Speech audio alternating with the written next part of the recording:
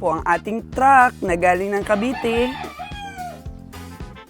At titingnan po natin ang ating mga tao na nagpe-prepare na po ng ating itatanim. Oh, ayan na si Cass. Good morning, Cass. Good morning. Oh, good morning daw sa mga fans. Oh, wow. Sabi ni Cass, shout out daw sa asawa niya sa Singapore. Ilang taon na, Cass, ang asawa mo doon sa Singapore? Taon pa lang. Isang taon pa lang, miss na miss mo na? Yes na. Oo, miss na daw ni Cass. Okay lang para po ay rin. Siyempre, okay lang, may messenger naman araw-araw eh. Diba? Para po maka-survive ang buhay at makapag-ipon at makapagnegosyo din. Diba, Cass? Oo. At mag-aral na rin si Cass na mamili. Para may sideline siya, maubos yung kanyang sweldo sa kakatapal. Sa lugi. So ito po yung ating napier na pagtanim. Mga ilang inches po pala, ganyan pala po kahaba.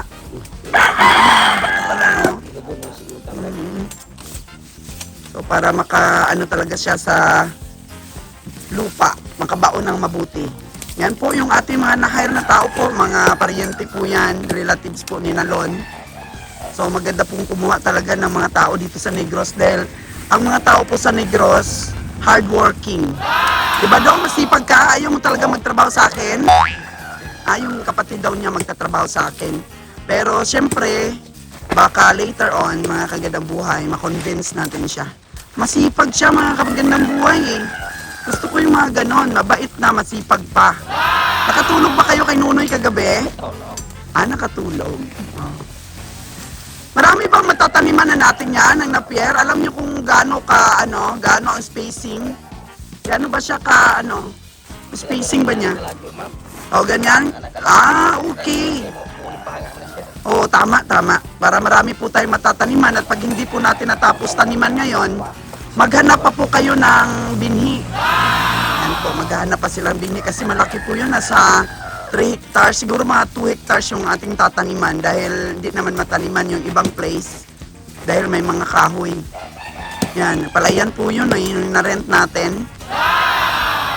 So ayan, maaga pa lang po, nag-umpisa na sila ng trabaho.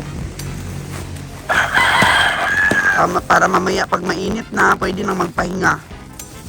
Oh. Libre pagkain po, ang sweldo po natin sa kanila, 500 pesos. Libre pagkain, libre hatid, libre sundo po, mga kagadang buhay, libre inom. Nagtagay sila kagabi ng konti lang. So ito yung napier natin. Kasi dapat lagyan mo ito ng trapal. Kasi mukhang maiinitan ito, malayong.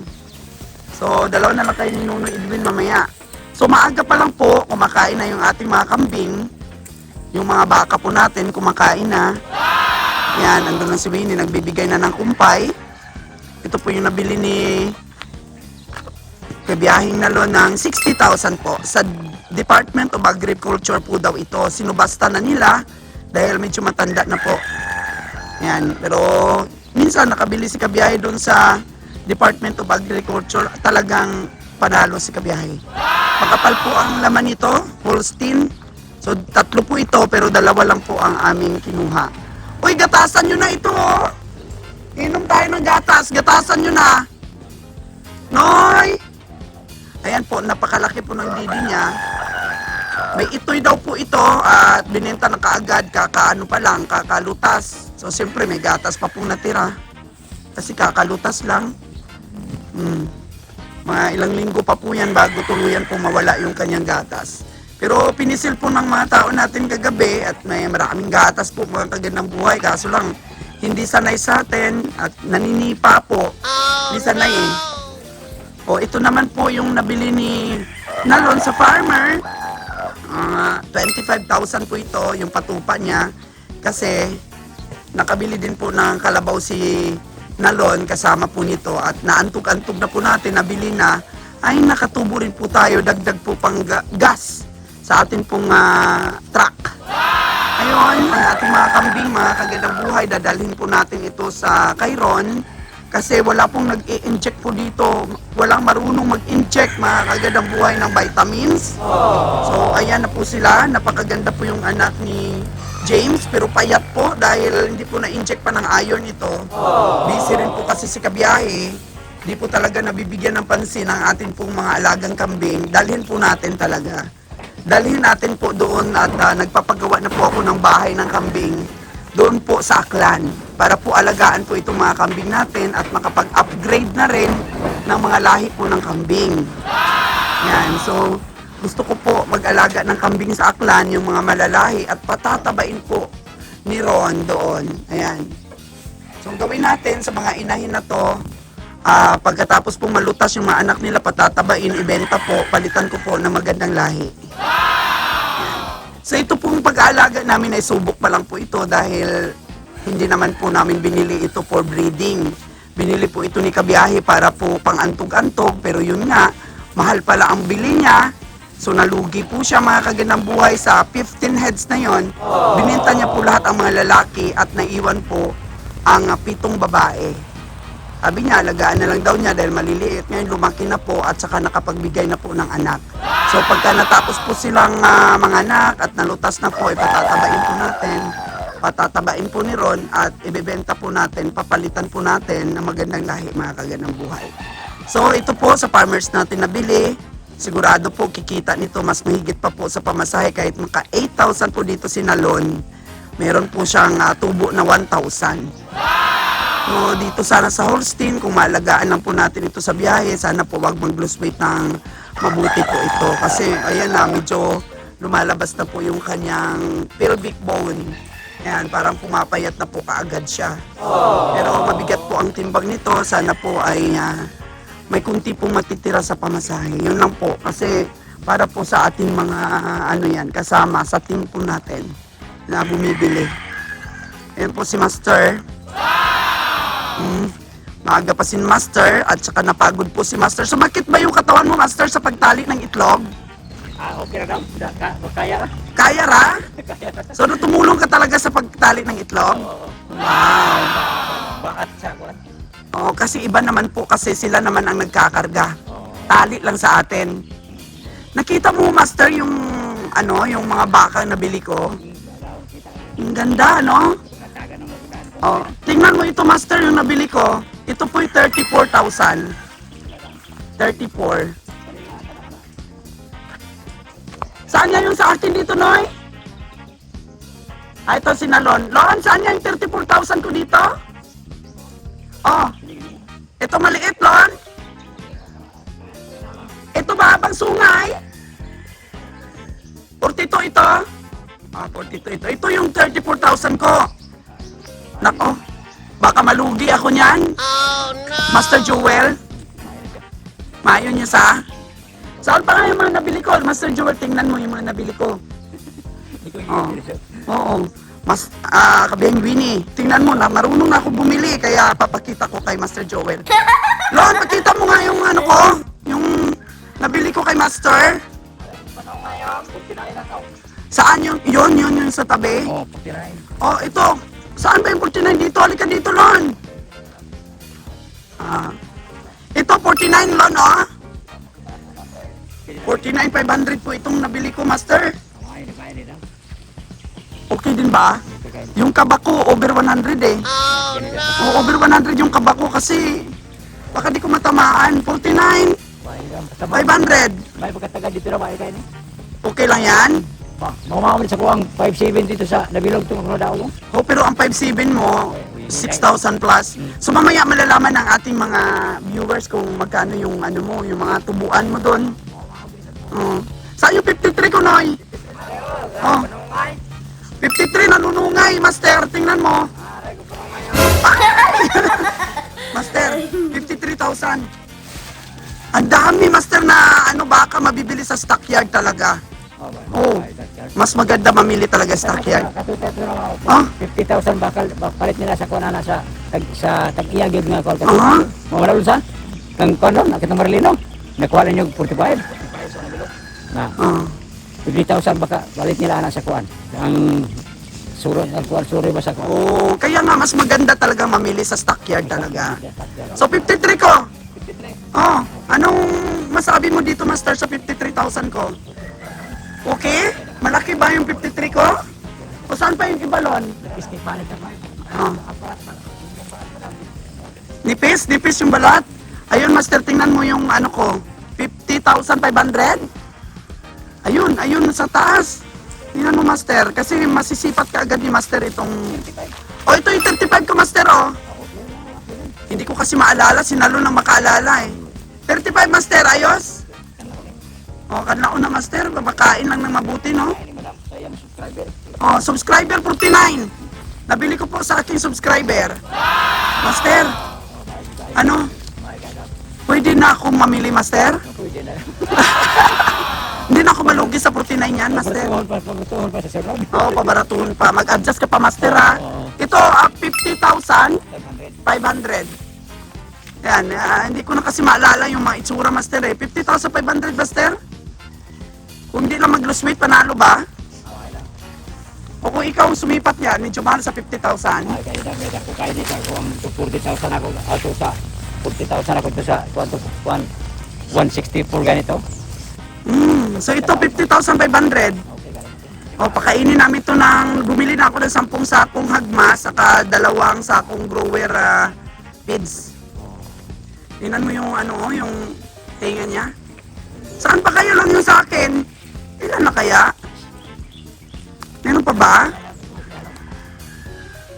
Dito lang, meron?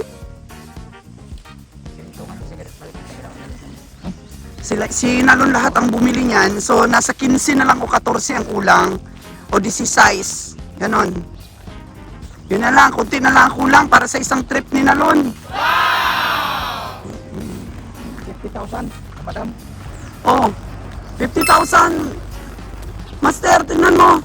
65 yung benta nito, master. Pero, 50,000 ko tinawaran. Grabe, master, mag-presyo yung mahinti. Saan kayo nila kunuha yung 65,000 dito? Oh, 65,000 daw yan, pero 50,000 ko tinawaran, master. Oh, okay na, master? Okay daw, sabi ni master yung aking mga napamili. Tunay ba yan, master, na ano? Sabihin mo yung totoo talaga. Totoo, okay yan sa 50,000 na nabili ko. Taas katawan, master, tapos ang puwit niya, malaki.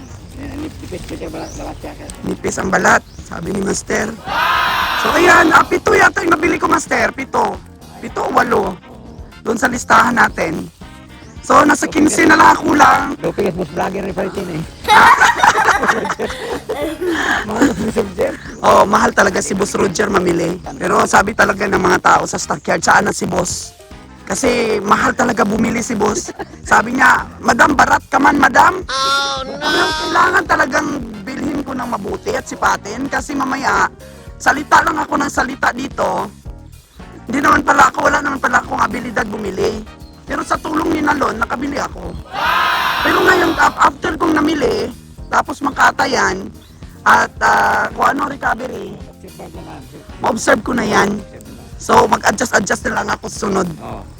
Sabi kasi ni Kabiyang Roger, hindi ka talaga matutong bumili kung hindi ka bibili. Mag-observe naman mo ang So ngayon, pakita natin sa mga viewers kung magkano yung kinita mo dun sa 22 heads. Kasi meron kang natira ditong isa eh, ewan ko na sana. May natira pa dito si Master Jewel, di ba 23 na nabili mo? Saan dito yung isa mo? So 22 lang? Nakalista doon? 22 lang. Kasi mayroon ka doon walang ear tag. Tingnan mo dito, tingnan natin sa listahan.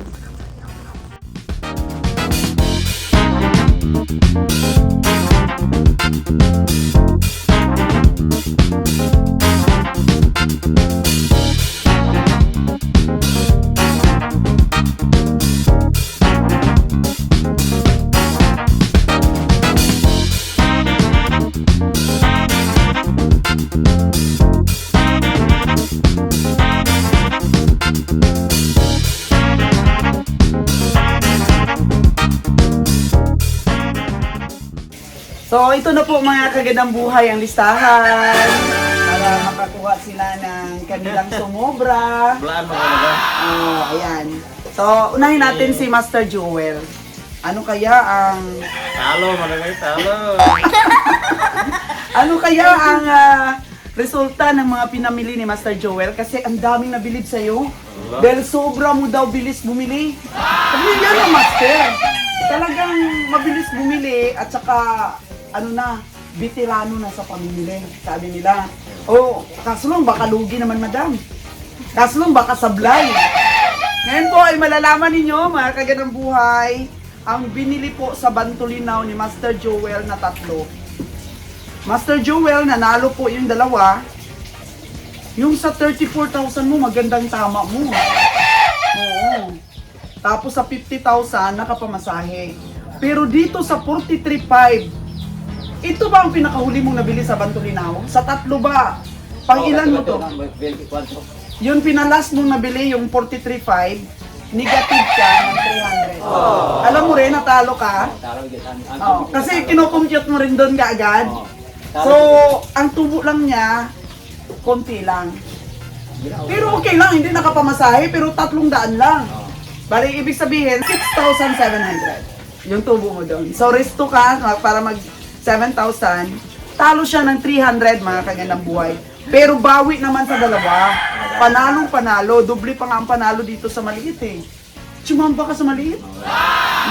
Dito naman sa Nabilog Stockyard, mga kagandang buhay, 4 ang nabili mo. 63,500, hindi nakapamasahe. Resto ka ng 100. 34,000, sumobra sa pamasahe. 1,880 yung sobra. Tumatama ka sa mga maliliit. Oh, 57,000, kulang na mga 700 plus sa pamasahe. Oh. Pero ang 43,000 mo, sumobra naman sa pamasahe. Ang pamasahe po kasi mga kagandang buhay namin, overall expenses po yon. Ang mga pamasahe, gasto sa stockyard, binibili natin ng feeds, tsaka dito pa lang yun sa Negros, namamasahe tayo galing sa stockyard. Tapos, pagdating doon sa Katayan, aalagaan ulit ang ating hayop, bigyan ulit ng feeds. So, pagkain ninyo, overall expenses po yan. Ang tawag po namin dyan ay pamasahe. Hindi po yan literal na pamasahe lang. Lahat po overall expenses.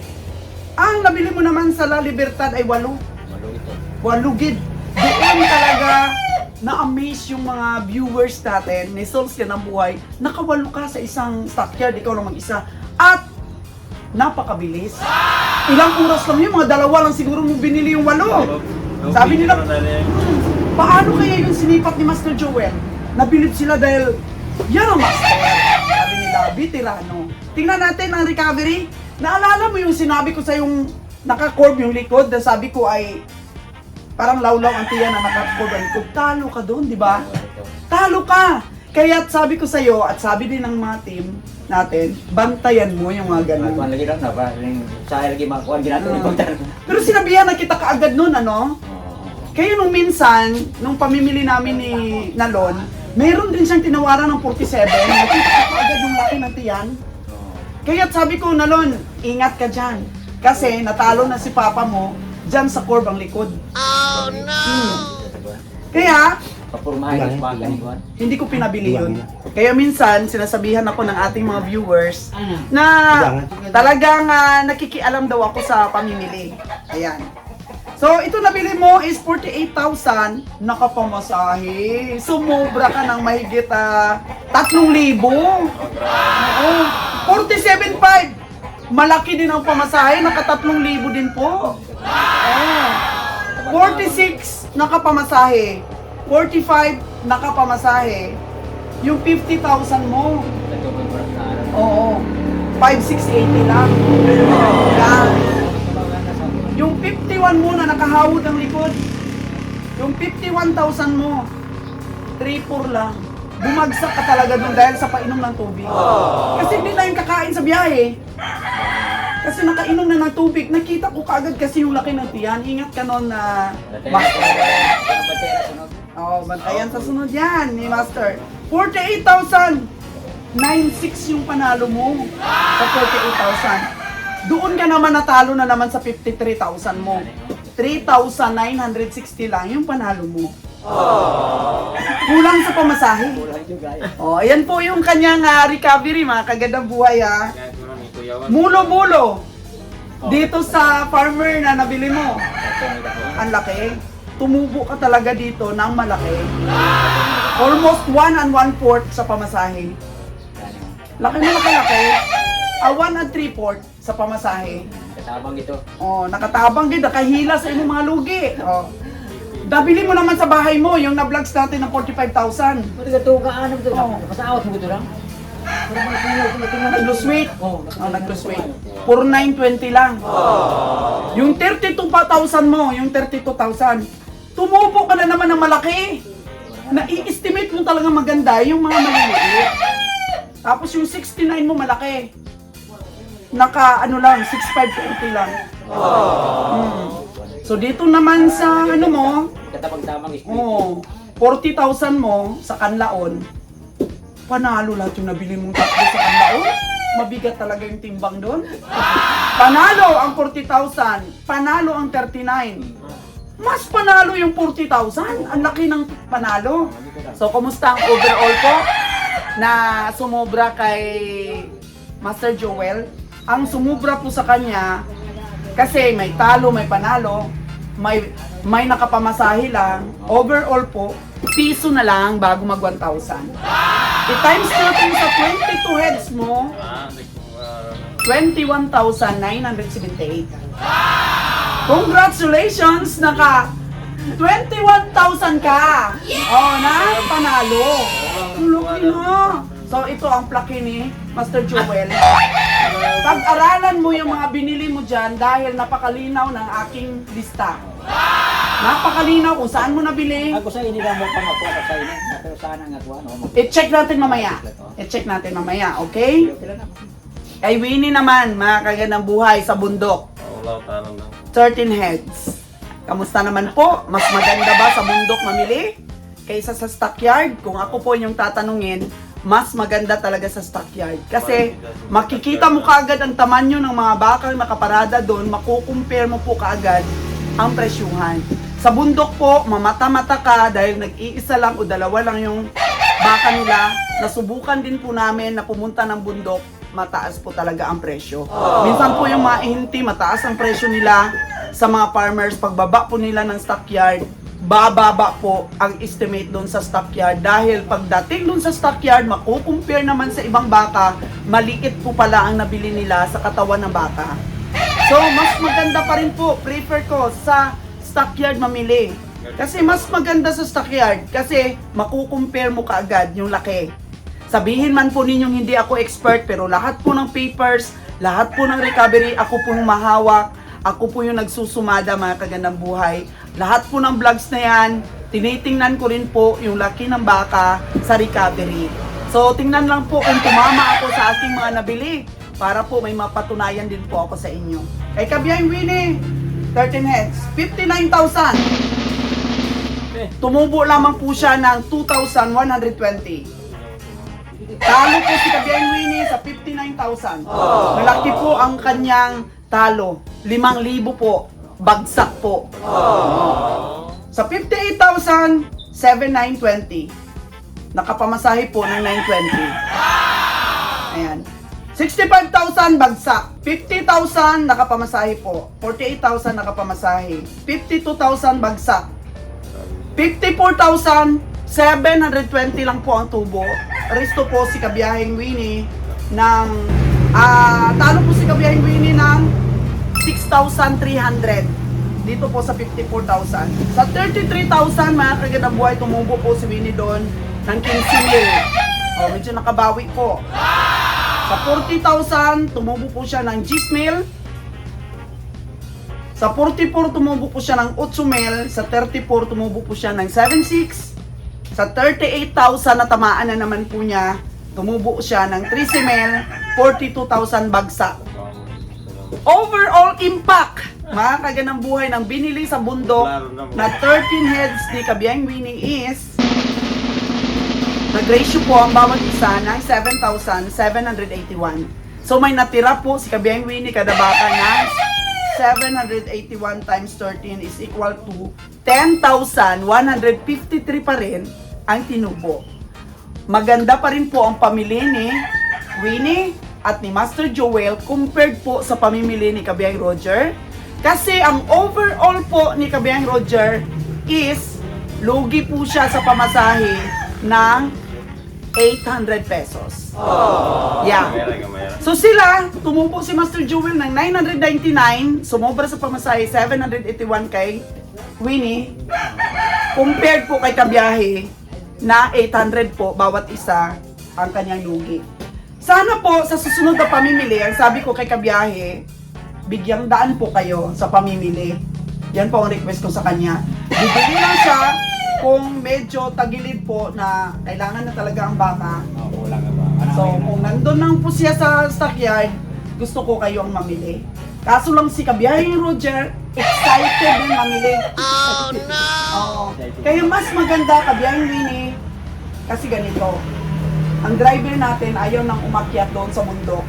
Kasi po, kung makikita ninyo, ang bahay po ni Kabiyahing Winnie na vlogs ko minsan, bangin, maliit po ang kalsada.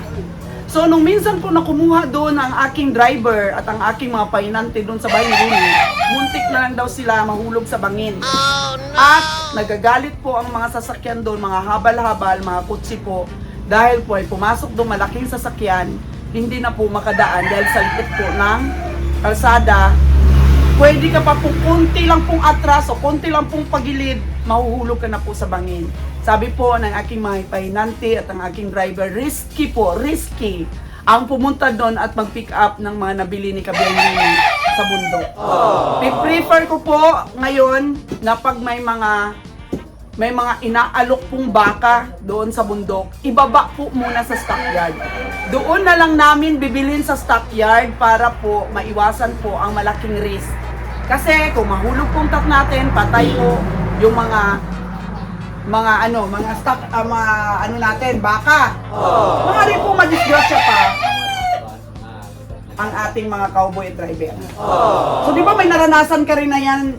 Nagkukiro dito sa anak mo para mabuhay ko tayo na ligid to sa ganun. Oh, yan naranasan na po ni Master Joel na nahulog sa bangin yung kanilang sasakyan. So hindi na daw siya umasa na mabubuhay ka pa. Pero nabuhay ka pa. Pero may namatay ba doon? Diha na balik na sa lawas. Oh, bali yung katawan nila tapos may namatay talaga. Driver. Dili ang driver ang sakay sa taas. Ang sa taas ang namatay. Dapugan mas dito. Oh. Yan po ang ating iniiwasan ng mga risk po, mga kagandang buhay. Kaya mas maganda po talaga sa stockyard. Para po kung magaling ka lang talagang sumipat, panuorin po ninyo ang aming mga sipatan ni Nalon dahil napakaganda po ng aming mga tawaran doon. So sa mga nagsasabi naman po na barat kami, ganito lang po yon.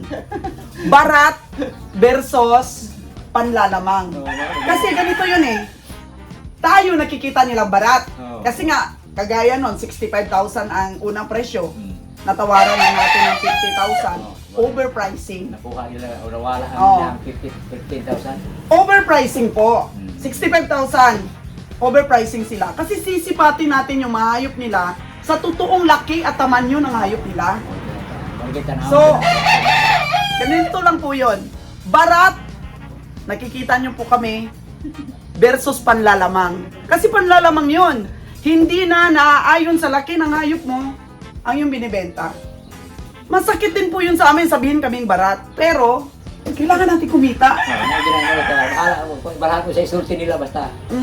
Ang atong algin mo matuman sa pag. Pag hindi nila ibinigay sa ating tawad, Master Joel. Master Joel, ano ba yung ano mo? Ano ba ngayon ang uulitin mo o i-adjust mo sa pamimili mo? Adjust yun. Ang talo man, gusto na mo nga bisag ginagmaya mong kapin basta daog misa mong biyahe. Yan. Kapoy ba kaya ang biyahe? Kapoy ang biyahe. Talagang mapagod ang biyahe mo? Pagod. So ngayon, ano naman ang i-adjust mo? Wens, dahil ang bundok pala ay malaki talo mo. Malayo. Ang laki din ng tubo mo sa iba. pero Kuan, binawi stock ng guard, ano. sa bundok itong gagmay, madam. Yung prato to. Oh. Ang dami ko rin nabili. Ang dami namin nabili mura sa stockyard. So ngayon mga kagadabuhay, bigay natin yung kanilang ang kanilang kita na. Tapos nagtumulong pa sila sa itlog sa pagtali. Meron pa sila. Bibigyan ko pa sila ng pagtulong nila po sa itlog natin sa pagtali ni Kabiang Winnie at ni Master Joel. Oh, ayan po mga kagandang buhay.